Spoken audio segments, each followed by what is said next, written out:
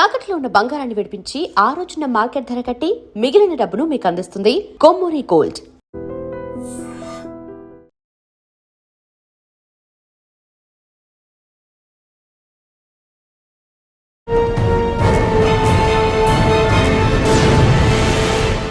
Welcome to crime diaries. ఈ వారం మన గెస్ట్ ఎన్కౌంటర్ స్పెషలిస్ట్. గతంలో ప్రస్తుతం లా అండ్ ఆర్డర్ ఎవరైనా చేతిలోకి తీసుకుంటే, పోలీస్ ఇమేజ్ కానీ ఎవరైనా దెబ్బతీస్తే వాళ్ళకి బడుపు కూర్చేయడంలో నెంబర్ 1 ఆఫీసర్.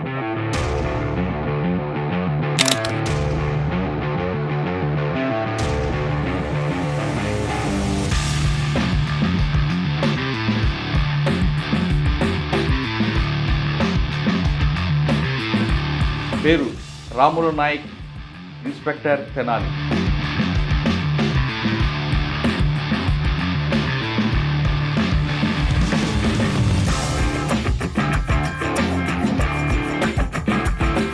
యూనిఫామ్లోకి ఎప్పుడు వచ్చారు? ఎందుకు రావాలనుకున్నారు? మా పల్లెటూరులో ఈ నక్సలిజం చూసి ఏదో వెపన్ పెట్టుకోవాలనే ఒక ఫ్యాషన్తో 2002లో నేను ఫస్ట్ అటెంప్ట్లోనే నేను సిటీ ఆర్ఎస్ఐగా సెలెక్ట్ అయ్యాను. వెపన్ పట్టుకోవాలంటే అన్నల్లోకి వెళ్ళాలి తప్ప పోలీసులు రావడం ఎందుకు అనుకున్నారు? బాగా రెస్పెక్ట్ చేసిన వాళ్ళే కానీ నేను వాళ్ళలో వెళ్ళి తిరిగి అంత అవకాశం దొరకలేదు. సార్, చింతల దగ్గర జరిగిన ఎక్స్చేంజ్ ఫైర్లో కొండ మీద మీరు ఉండడం మీ అప్పర్ హ్యాండ్ అయింది, ఫైరింగ్ ఓపెన్ అవ్వడం, వాళ్ళు రౌండ్ రావడం, ఆ సీన్ ఒకసారి వివరించండి. అది యాక్చువల్లీ నల్గొండ ఫారెస్ట్లో కొండలు ఎక్కువ ఉంటాయి. వాళ్ళు అబ్జర్వ్ చేస్తూ ఉన్నారు. ఒక చెట్టు ఎక్కి ఒక సెంట్రీ మధ్యాహ్నం 1 o'clock ఆ ప్రాంతంలో మేము సుమారు ఒక 1.5 kilometer దూరం హైట్ ఉంటుంది కొండ పైన చూస్తే కింద మూమెంట్ వస్తూ ఉంది. డిస్టెన్స్ తగ్గించుకొని వాళ్ళ వెనకాల ఫాలో అయ్యి అప్పుడు ఎక్స్చేంజ్ ఫైర్ చేసాం.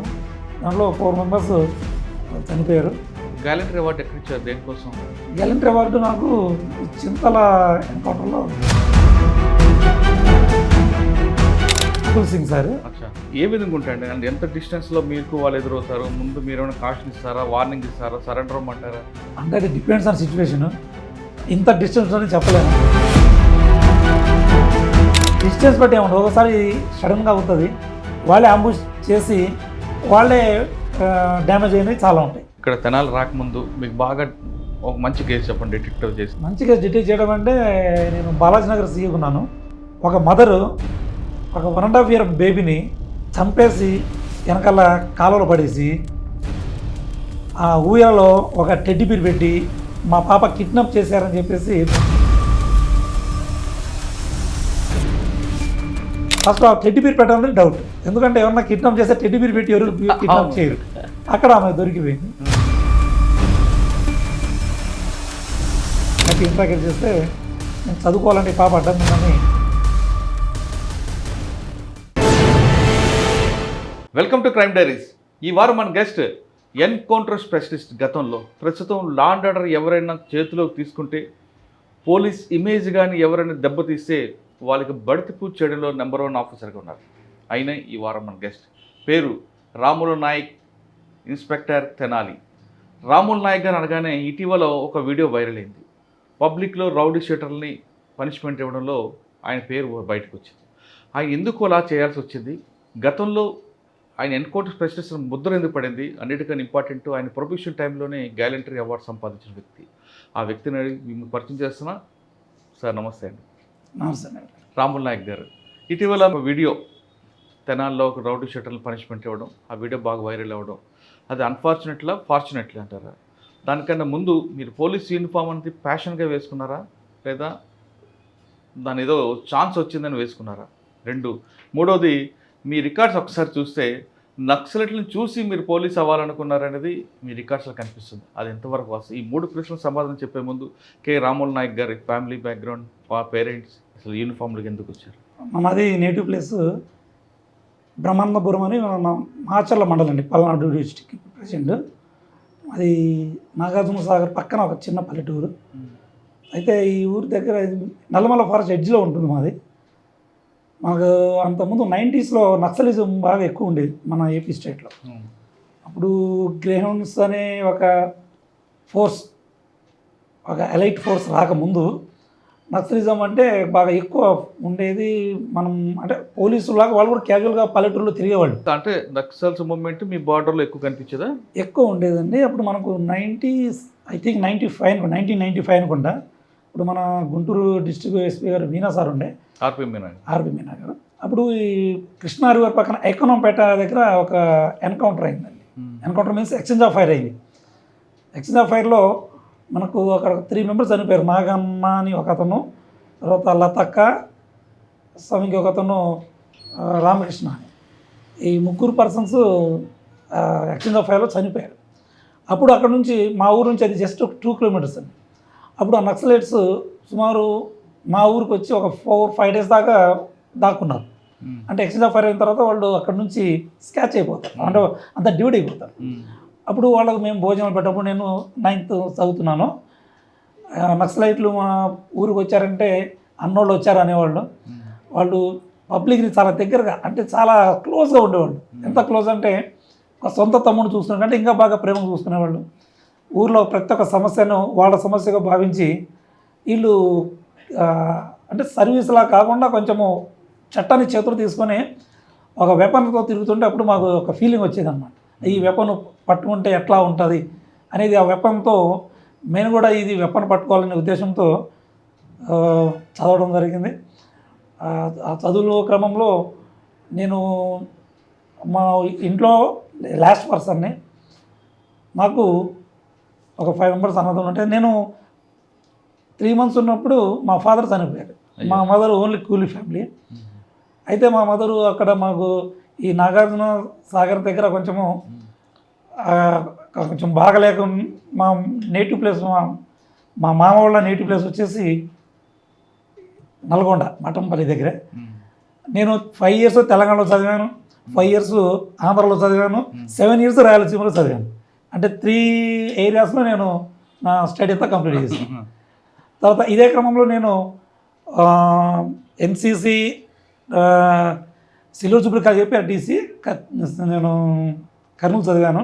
అక్కడ ఎన్సీసీలో నేను ఒక బిఎల్సీ స్టూడెంట్, ఒక ఎన్సీసీ స్టూడెంట్గా ఉండి 1999లో ఢిల్లీ క్యాంప్ వెళ్ళి, బిఎల్సీ ఢిల్లీ క్యాంప్లో అక్కడ స్టాండర్డ్ ఆబ్స్టికల్స్ అని ఉంటాయి. అంటే ఒక 11 ఆర్టికల్స్తో ఒక స్టాండర్డ్ ఆబ్స్టికల్స్ ఉంటారు. దాంట్లో నేషనల్ రికార్డ్ చేశాను. ఇప్పటికీ అది ఇప్పుడు బ్రేక్ అవ్వాలి. అంటే అవర్ షాకు, వెపను, తర్వాత ఈ ఫుల్ యూనిఫామ్తో హడిల్స్ చేయడం, 6 members టీమ్గా చేయడం. ఆ టీమ్ రికార్డు 29 secondsలో క్లియర్ చేసింది. ఇప్పటికి అది రికార్డు, అది ఎవర్ గ్రీన్ అది.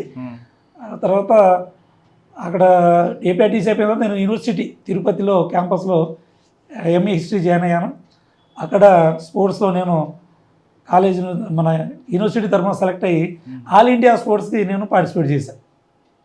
త్రివేంద్రము, అమృత్సర్, ఈ ఆల్ ఇండియా యూనివర్సిటీ కూడా నేను 2 times స్పోర్ట్స్ తరఫున పార్టిసిపేట్ చేయడం జరిగింది. యూనిఫామ్లోకి ఎప్పుడు వచ్చారు, ఎందుకు రావాలనుకున్నారు? మా పల్లెటూరులో ఈ నక్సలిజం చూసి ఏదో వెపన్ పెట్టుకోవాలనే ఒక ఫ్యాషన్తో నేను 2002 సెలక్షన్ యూనివర్సిటీ నుంచి వెళ్ళాను. గుంటూరుకు వచ్చి స్పోర్ట్స్ చేసి ఎగ్జామ్ రాయడం జరిగింది. 2002లో నేను ఫస్ట్ అటెంప్ట్లోనే నేను సిటీ ఆర్ఎస్ఐగా సెలెక్ట్ అయ్యాను. అవునా? సెలెక్ట్ అయిన తర్వాత అదే మూమెంట్లో వెపన్ పట్టుకోవాలంటే అన్నల్లోకి వెళ్ళాలి తప్ప పోలీసులు రావడం ఎందుకు అనుకున్నారు? అంటే అది నేను కంటిన్యూగా ఒక 17 years హాస్టల్లో ఉండడం వలన నాకు ఈ వాళ్ళకి అట్రాక్ట్ అయ్యేవాడిని, అంటే బాగా రెస్పెక్ట్ చేసేవాళ్ళే, కానీ నేను వాళ్ళలో వెళ్ళి తిరిగి అంత అవకాశం దొరకలేదు. బట్ మా పల్లెటూరు చాలామంది వాళ్ళతో వెళ్ళాలని ట్రై చేశారు. ట్రై తర్వాత ఎన్కౌంటర్ జరిగిన తర్వాత మరి రిటర్న్ రావడం కూడా జరిగింది, అలాంటివి కూడా జరిగింది. కాదు నేను వెళ్ళలే, వాళ్ళ టీంలో మనం అటాచ్మెంట్ లేదు. బట్ వచ్చినప్పుడు వాళ్ళందరినీ మేము గౌరవంగా వాళ్ళు చూసేవాళ్ళము, భోజనాలు పెట్టేవాళ్ళం. ఇప్పుడు మనకు తుమ్మురుకోట ఉంటుంది కదా, నేను రామకృష్ణ, అతనికి నేను చాలాసార్లు నన్ను పెట్టాను. ఎందుకంటే మన తుమ్మురుకోట మాచల దగ్గర ఉంటాడు, బిల్లంకొండ ఉంది కదా, గుత్తుకొండ బిల్లం దళం ఉండేది. ఆ దళానికి కమాండర్గా రామకృష్ణ గారు ఉండేవాడు. ఇప్పుడు సెంట్రల్ కమిటీ మెంబర్ చనిపోయాడు. అతను నా చేతిలో చాలాసార్లు భోజనం చేయడం జరిగింది. నేను చాలాసార్లు అతనితో మాట్లాడాను. ఎందుకంటే అతను ఎస్కేబిఆర్ కాలేజ్ మాచల్లో అతను స్టూడెంట్. తర్వాత మా ఏరియాకి అతను నక్సలైట్ లీడర్. కానీ ఆయన భావజాలం పడలేదా మీ మీద? భావజాలం అంటే నువ్వు హాస్టల్లో ఉండి చదువుకోవడం ద్వారా, అప్పుడు నేను 10th అయిన తర్వాత ఏపీఆర్ చేసి కొడిగినహళ్ళి హిందూపూర్ దగ్గర ఇంటర్ చదివాను. APRTC Kurnool silver Jubilee college, తర్వాత ఈయన వచ్చాడు. అంటే ఈ స్టడీ కంటిన్యూగా వెళ్ళడం వల్ల నాకు ఆ భావాలు పడలేదు. 2002లో డిపార్ట్మెంట్లోకి వచ్చారు. డిపార్ట్మెంట్ వచ్చాను. రాగానే ఫస్ట్ గ్రే హౌండ్స్ ట్రైనింగ్ ఉంది అయి ఉంటుంది. గ్రేహౌండ్స్ బేసిక్ ట్రైనింగ్ అప్పాలో చేశామండి. సేమ్ కంటిన్యూగా నాకు ఏదో వెపన్ మీద ఆ మోజుతో నేను గ్రేహౌండ్స్కి ఒక 3 years డిప్యుటేషన్ మీద గ్రేహౌండ్స్ అనే టీంలో నేను వర్క్ చేశాను. అంటే 2002 నుంచి 2005 వరకు గ్రే హౌండ్స్. 2002లో ట్రైనింగ్ 3కి వెళ్ళాము, 6 వరకు చేశాను. 6 వరకు. ఓకే. ఫస్ట్ ఆపరేషన్ ఎక్కడ ఉంటుంది? కోమింగ్ ఆపరేషన్ కానీ లేదా ఎక్స్చేంజ్ ఆఫ్ ఫైర్ కానీ? ఎక్స్చేంజ్ ఆఫ్ ఫైర్ అంటే జనరల్గా ట్రైనింగ్లో మాకు ఒక ట్రైనింగ్లోనే గ్యాలంటరీ అవార్డు ఎలా వచ్చింది? ప్రొఫెషన్ ఆర్ఎస్ఐ నుండి వచ్చింది. ఎలా అంటే ఫస్ట్ చర్చలు అయినాయి 2024 అనుకుంటా. 2004 ఒక రకంగా నేనే కారణం చెప్పుకోవచ్చు. ఎందుకంటే 2004లో చర్చలు నడుస్తున్నాయి. మనకు చిన్న రూట్ల పెద్ద రూట్ల దగ్గర మన నక్సలైట్ లీడర్లు బయటికి వచ్చి వాళ్ళు అక్కడ నుంచి మన హైదరాబాద్ రావడం జరిగింది చర్చలు మాట్లాడడం కోసం. దాని తర్వాత నేను అప్పుడు మార్కాపూర్ 2005 అంటే 2004 ఎండింగ్ మేము కూమింగ్కి వెళ్ళాం. మార్కాపురంలో కూమింగ్కి వెళ్ళినప్పుడు మనకు రంగనాథ్ సార్ అని డిఎస్పీ ఉండేవాడు. అప్పుడు లడ్డా సారు ప్రకాశం ఎస్పీ గారు. అయితే అక్కడ నక్సలిజం చాలా ఎక్కువ అయ్యి అక్కడ చాలా ప్రాబ్లం అవుతుందని చెప్పేసి జస్ట్ ఏరియా డామినేషన్ కోసం నాకు పంపించారు. 2005 January 8 first exchange of fire. అప్పుడు జేపీ చెరువు అని ఒక పల్లెటూరు ఉంది. అక్కడ మేము కొండ మీద నైట్ వెళ్ళి హాల్ట్ తీసుకున్నాము. ఎర్లీ మార్నింగ్ కింద దిగుతున్నాం. జనవరి మంత్ కాబట్టి బాగా మంచు బాగా పడుతుంది. బాగా మంచులో మేము కింద దిగుతున్నప్పుడే రైట్ సైడు ఈ ప్రకాశం డిస్ట్రిక్ట్ గిద్దరు ఏరియాలో ఆర్మీకి ఎక్కువ వెళ్తుంటారు. వాళ్ళకు స్వెటర్ వేసుకునే అలవాటు ఉంటుంది, అంటే ఆర్మీ స్వెటర్. ఒక అతను ఆర్మీ స్వెటర్ వేసుకొని వెళ్తూ ఉంటే డౌట్ వచ్చి నేను రేర్ గార్డుకున్నాను ఎస్ఐ ఉన్నప్పుడు. అయితే సార్ ఎవరో బ్యాక్ ఎవరో ఉన్నారు సార్ అంటే పోయి చూసామని చెప్పారు. నేను జస్ట్ అట్లా చూడడానికైనా ఒక నలుగురు తీసుకుని వెళ్ళాను. మమ్మల్ని చూసి వాళ్ళు మా మీద ఫైర్ కొట్టారు. ఇంకా మేము ఏం చేయాలి అర్థం కాక మేము కూడా రిటాలియేషన్ ఫైర్ కొట్టడం జరిగింది. దాంట్లో ఎక్స్చేంజ్ ఆఫ్ ఫైర్లో ఇంజురీస్ అయినాయి, ఒక ఆమె చనిపోయింది. అది ఫస్ట్ ఎక్స్చేంజ్ ఆఫ్ ఫైర్. అది 2005 జరిగిన ఇన్సిడెంట్ అది. ఇంకా అక్కడ నుంచి 8వ తారీఖు ఒకటి అయింది. Same month same year 11th ఒకటి అయింది. Same year same month 15th నాడు ఒకటి అయింది. కంటిన్యూగా ఎక్స్చేంజ్ ఆఫ్ ఫైర్ అయింది. అదంతా నల్లమల ఫారెస్ట్. ఒకటేమో అర్ధవీడు మండలం దగ్గర, ఇంకొకటేమో చింతల. ఈ చింతల దగ్గర మంచి ఎక్స్చేంజ్ ఆఫ్ ఫైర్ అయింది.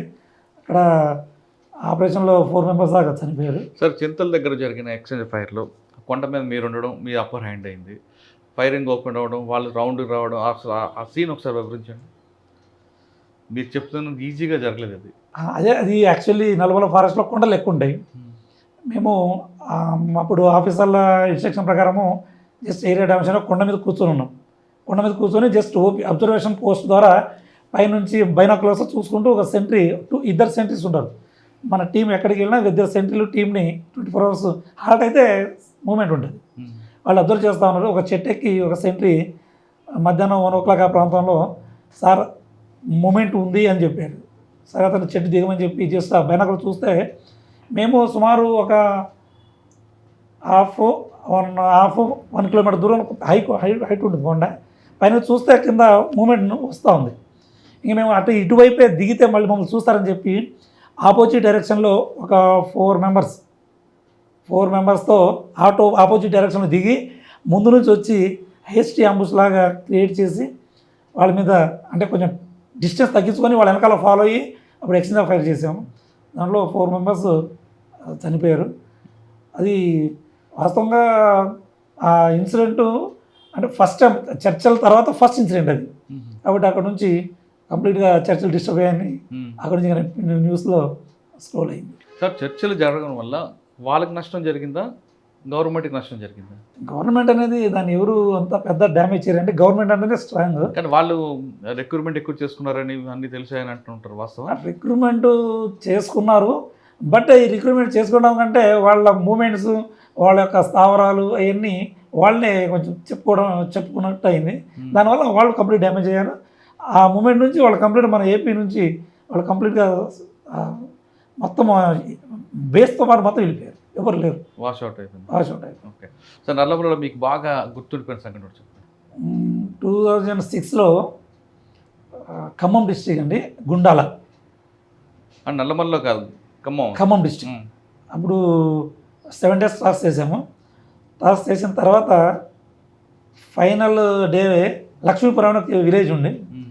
మేము అప్పుడు మాకు రేషన్ అయిపోయింది, భోజనం చేద్దామని ఆ ఊళ్ళో వెళ్ళాము. ఉమ్. ఊళ్ళోకి వెళ్తేనే మేము ఊళ్ళో ఒక 4 టీమ్గా డివైడ్ అయిపోయి వంట చేసుకుంటే ఆ మూమెంట్లోనే సడన్గా దళం ఊళ్ళోకి రావడం జరిగింది. అంటే వాళ్ళకి తెలియదా మీరు ఉన్నారని? మేమున్నామని తెలుసు, అది తెలియదు వాళ్ళకి యాక్చువల్లీ. కానీ మేము ఊరు బయట ఉన్నాము, నేను ఎక్కడైతే ఉన్నానో అక్కడ దారి నుంచి వాళ్ళు కాలిపాట ఉంటుంది కదా, కాలిపాట దగ్గర నుంచి వచ్చేసారు. వచ్చినప్పుడు మాకు సెంట్రీ సార్ ఎవరు వస్తున్నారు సార్ అంటే అడగమని చెప్పాను. మా వాళ్ళు అడిగిన తర్వాత వాళ్ళు నువ్వు ఎవరని క్రాస్ క్వశ్చన్ వేశారు. నాకు డౌట్ వచ్చింది. అది నేను పక్కకు జరిగి మా భాషలోనే అది తాండది అన్న ఎవరన్నా అని చెప్పి అడిగాను. అంటే మీ భాషలో? మా భాష అడిగితే అరే నేను రా చంద్రాన్ అని చెప్పాడు. ఆ. సరే రా అని చెప్పాను నేను. లేదు నువ్వు రారా అన్నాడు. ఉమ్. నువ్వు రారా అంటే నాకు కొంచెం ఏదో ఏమన్నా మేము కూడా మనసుమే కదా, ఇంకా లేదన్నా నువ్వే రా అని చెప్పాను. ఇంకా ఆ డిస్కషన్లో వాళ్ళు ఏదో సడన్గా ఒక ట్యాచ్ సైడ్ మా మీద వేయడం జరిగింది. వాళ్ళు ట్యాచ్ సైడ్ వేసారని చెప్పేసి నేను ఒక సైడ్ తప్పుకున్నాను. అంటే మనం పల్లెటూరులో కర్రలతో ఒక వాళ్ళలాగా క్రియేట్ చేస్తారు కదా, కర్రలతో అవును. దడి అంటారు దాన్ని, తడికి. తడిగా దాక్కున్నాను. అదే రారా అని గట్టికి కేకలేసాడు ఆయన. ఇంత జరిగేపాటి నాకు కొంచెం ఏదో ఇల్లు నక్సలైట్లు అనే డౌట్ వచ్చి నేను ఏకేతో బర్ష్ ఫైర్ కొట్టాను. ఉమ్. బర్ష్ ఫైర్ కొట్టిన తర్వాత స్పాట్లో చనిపోలేదు, కానీ అందరూ 7 members ఇంజూరీ అయ్యారు నైట్ ఫైరింగ్లో. 7కి 7 ఇంజూరీ అయ్యారు. తర్వాత దాంట్లో పక్కన ఇప్పుడు మనలాగా తెలంగాణలో అయితే కొంచెం ఎక్స్ట్రా ఫైర్ అయిందంటే పక్కన గుండాల పిఎస్ 3 kilometers ఉంటుంది. ఆ ఫైరింగ్ సౌండ్కి వాళ్ళు అలర్ట్ అయ్యారు. వీళ్ళు ఇంజరీతో వెళ్ళిన వాళ్ళని ఒక ముగ్గురిని పట్టుకున్నారు వాళ్ళు. అది నైట్ ఫైరింగ్, అది బాగా అంటే ఒక గుర్తుండిపోయింది నైట్ మూమెంట్గా. అదే